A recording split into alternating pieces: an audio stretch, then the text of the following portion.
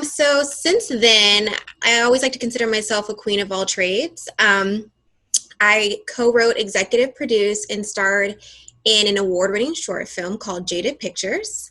I have a fitness app that I launched this past January called AA Academy. So I get people's ass not only into physical shape, but mental shape, because that's super important as well. I have a podcast with my boyfriend called Escape with AJ, where we discuss things from interracial dating to COVID to everything that's happening.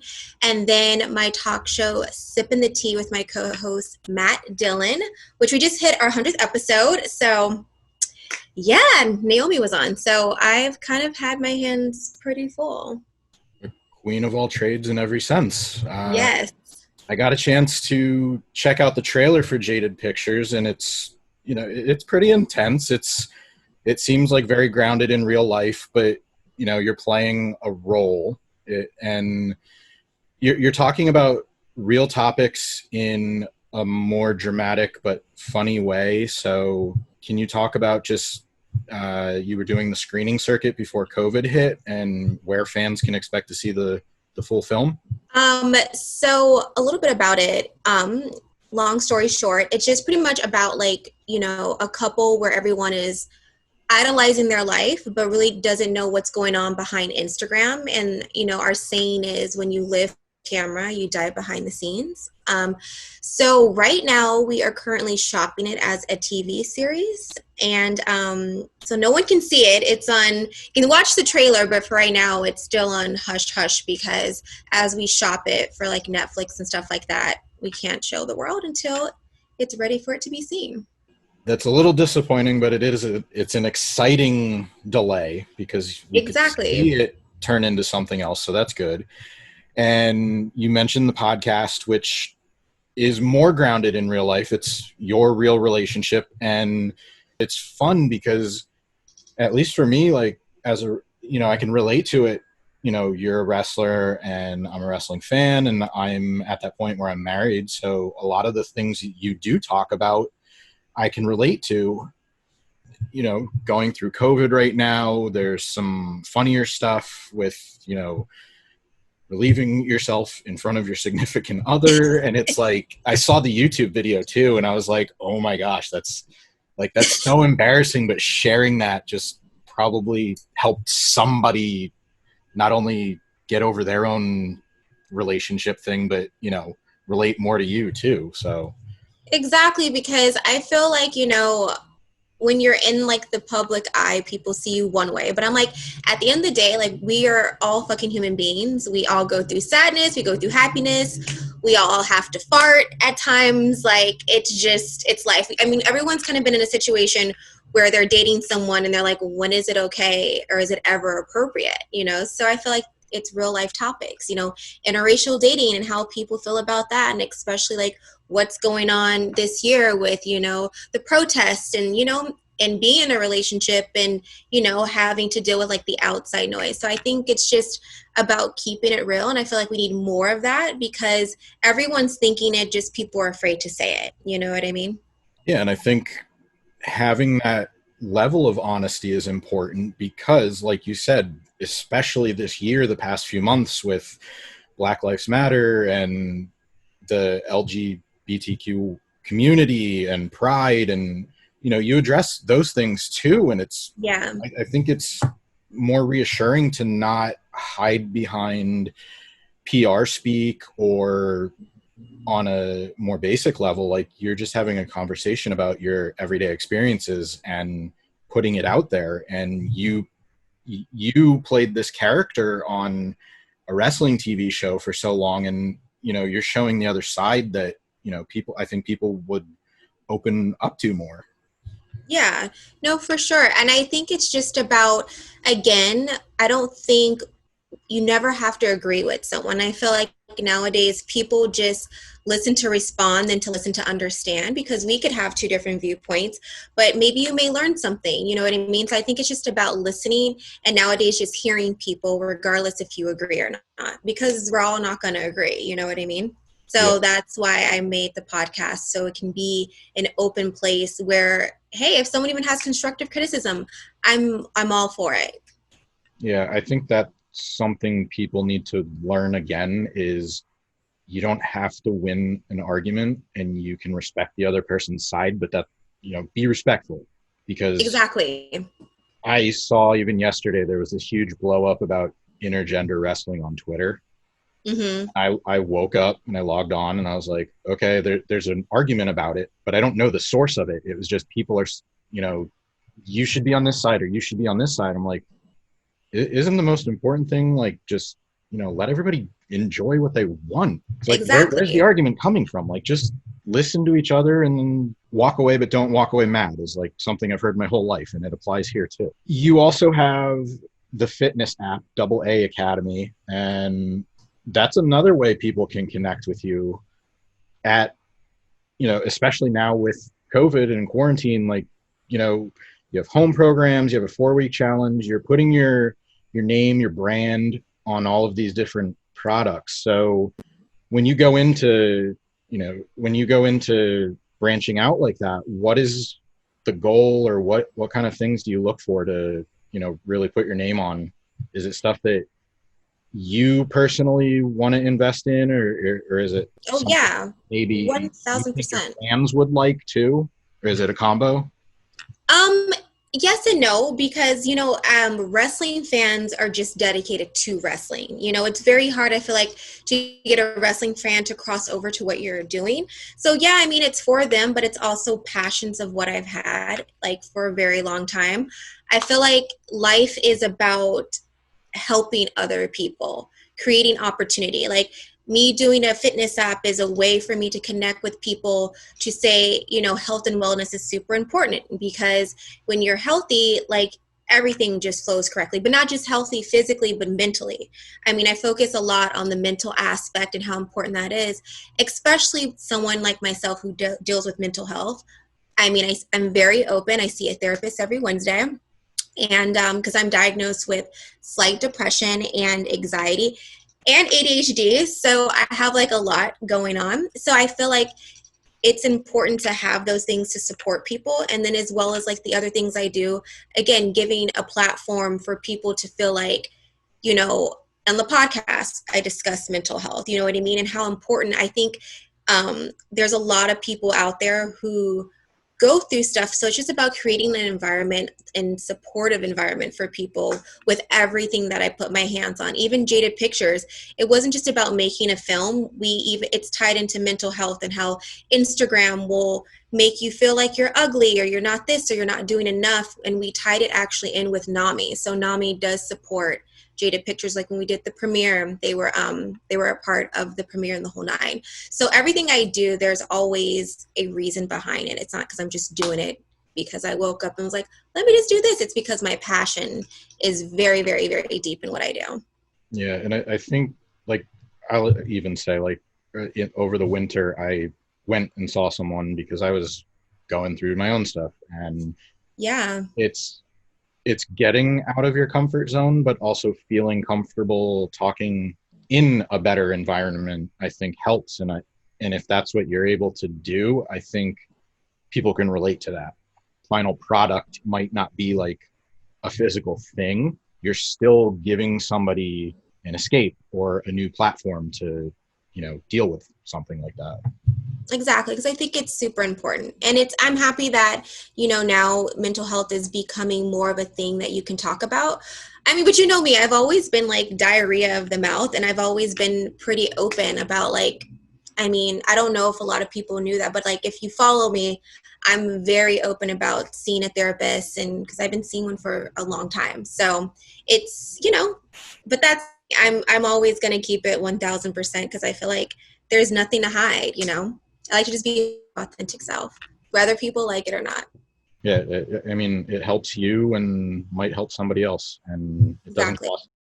We saw you make your return to wrestling. It was pretty cool. It was a surprise, and our social media blew up immediately. I put up a post like, "Girl, hi, Ariane's back," and everybody's like, "Wait, really?" Like, I'm like, "Yeah." Like, I put up the screenshot, and it was just like almost like a channel changer, because people were like like, oh man, I'm going to tune in now. And you've been pretty much gone from the ring. Your last match was 4 years ago. So Yeah. what led to it? Like, what led to the AEW opportunity specifically? Well, I'm giving you a little bit of a backstory. I was initially training back at Rikishi's school earlier in January because I was going to be making my return during WrestleMania weekend at Effy's Big Gay Brunch. So I did a little bit of training with that, but after that, it was just kind of like, okay, once COVID hit, it was like, it was like, okay, I'm hanging up my boots for now. Maybe 2021 will pick this up. Brandy reached out to me because I would say probably back August, I had reached out to her and she's like, you know what? I'll keep you in mind. And she's like, well, remember I said I'd keep you in mind. And it happened so quick, less than a week to get it together. So I had no gear. I hadn't been in the ring. So it was like, woo, it was a lot, but I did it. So, I mean, it was one of those type of things. It's not maybe necessarily how I wanted to come back, but I felt like AEW is such a great opportunity, and me and Brandy go back, and I love what they're doing with the product. So it was just like, you know what? Even if this happens to be my last match, I think it'll be fun, which it's not going to be though. But at the time, I was like, even if this happens to be. Leading into my next question, you already said on the 100th episode of the show with Naomi that you're not AEW. It was just a one-time thing for now. And now that you finally had that match, is it kind of like, okay, the first match is done and you're looking for new opportunities, or is it still fresh and you're waiting to see what happens? It's still very fresh and I'm waiting to see what happens. I feel like life always aligns you where you need to be. And right now I'm just kind of like, taking a deep breath because I also, with all my million other things I have going on, I'm just kind of seeing like, what's the next move? And maybe there's some things I just don't want to spill quite yet, but I don't think, just put it this way, I'm not done wrestling. Being able to get back into the ring and then like watching other people's matches, it really did make me miss wrestling so much. But I'm so happy that I took the time away, because when you take some time away from something, you have time to reflect and be very reflective. I think I had to go through my own personal reflectiveness,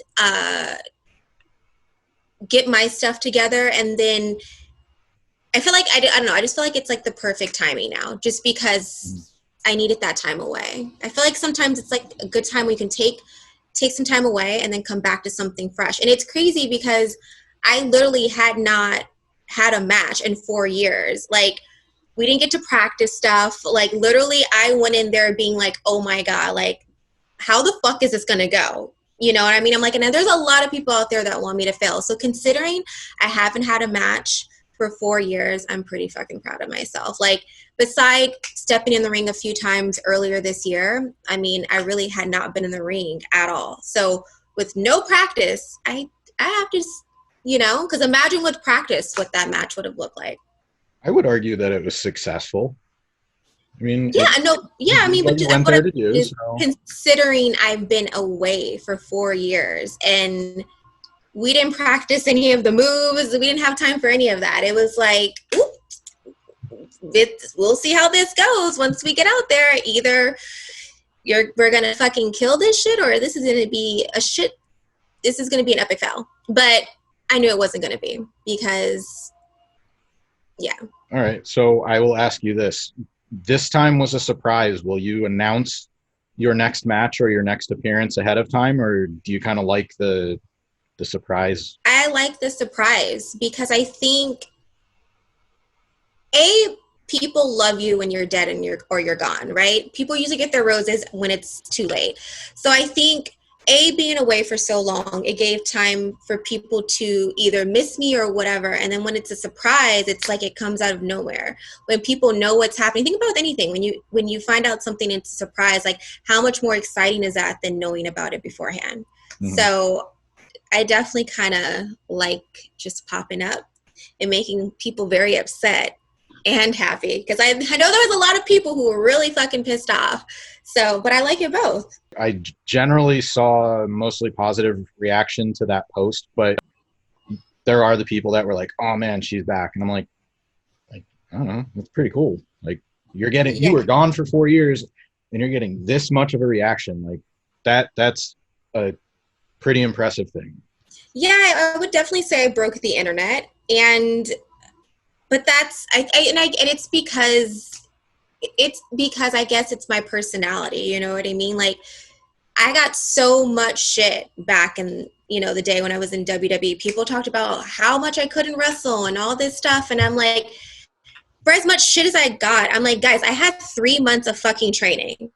What do you expect me to go out there and do the shit that Naomi's doing when I've had 3 months? It's not going to happen. You know what I mean? So I'm like, I'm doing my best given, what my situation is. I don't know. I feel like I used to get a lot of hate, but I do feel like the reaction has been a lot better this time around.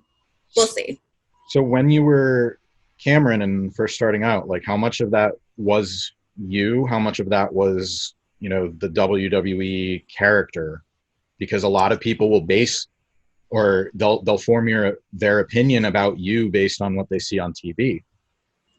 It's true. I mean, I have a big personality, as you can see, and it's not for everybody. So I would say Cameron is you take that, it's just me intensified to the next level. But I'm already a very intense person. So people either love my personality because it's bubbly and it's big, or people are like, ooh, that's just too much for me.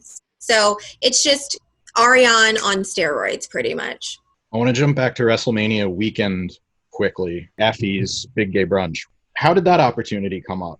Because that was, I point, and I've said this in a few different conversations, that event and For the Culture it really sucks that they didn't happen because they were so important to their respective communities. And there was a lot of excitement, not just from that community. It was just wrestling fans were excited. And how did you get the opportunity? How did was the right time to come back? So Jamie had actually reached out to me, and I'm a big, big supporter of the LGBTQ community. Like, my co-host, he's gay, and I have always been I attract a lot of like gay guys, and I think it's because my personality is so big. So he just reached out and was like, I would love to have a match. We got on the phone with my team, and his energy was just so dope. And I was like, you know what? And he was all about like making me like, like, I want you to come back because I feel like you never got to show your fullest potential. So I really had to appreciate like how that's what he was trying to bring out of me, is like showing that like, no, you're more capable of what you were ever given. Like so that's how it all kind of happened. And it's funny because I'm big into like manifestation, writing down goals, and like on my phone I have like a vision board.